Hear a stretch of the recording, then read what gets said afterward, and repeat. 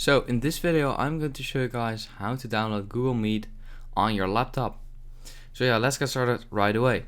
So what you want to do, you want to go to meet.google.com, of course, and once you're here you want to click on the three dots at the top right corner where it says customize and control Google Chrome.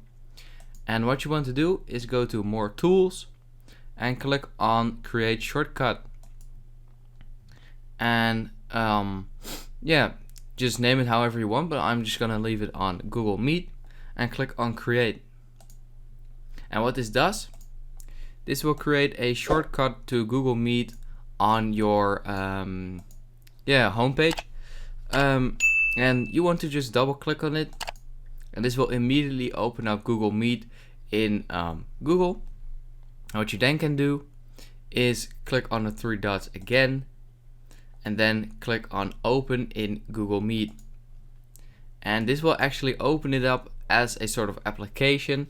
And at the bottom you can see there's a Google Meet tab and a Google tab. They're both separate right now, and you can use Google Meet as an app just like this on your laptop.